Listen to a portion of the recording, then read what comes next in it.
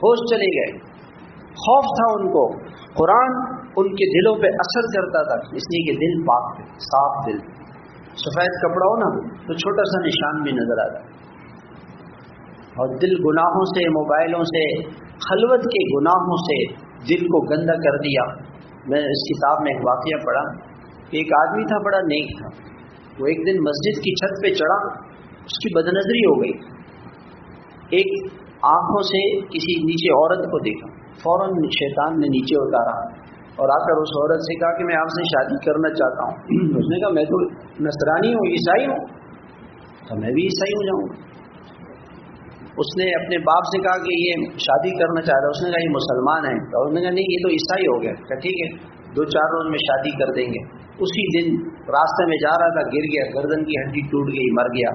اور میرے بھائی وہ ایمان بھی گیا، عورت بھی گئی، کچھ بھی نہیں ملا. ایک بد نظری ایسی چیز. اور اس موبائل میں تو دن رات بد نظریاں ہو رہی.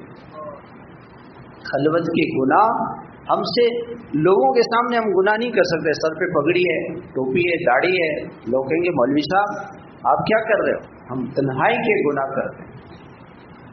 کیوں؟ اللہ کا خوف نہیں. اللہ کے ساتھ آمنا سامنا ہوگا. اللہ خلوت کے بارے میں پوچھیں گے، جلوت کے بارے میں پوچھیں گے، ایک ایک لمحے کا حساب لیں گے. زندگی کہاں گزاری، وقت کہاں گزارا.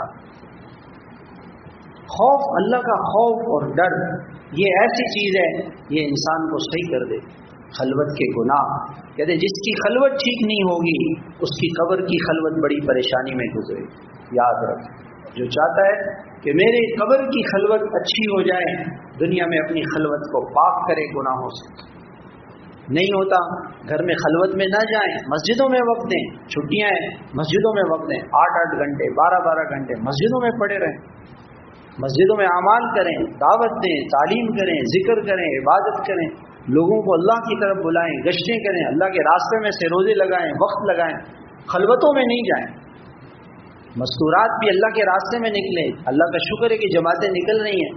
اللہ وہ دن نہ لے کر آئے کہ جماعتوں کا نکلنا پھر رک جائے. ہمارے گناہوں کی وجہ سے یہ شب جمعہ بند ہوئی ہے. کوئی دنیا کی طاقت شب جمعہ نہیں بند کر سکتی. ہماری نحوستیں ہیں. ہم شب جمعہ میں جا کے موبائلوں میں لگے رہتے ہیں، ناقدری کرتے ہیں تبلیغ کے کام کی. اس لیے ایسا نہ ہو میرے بھائیوں.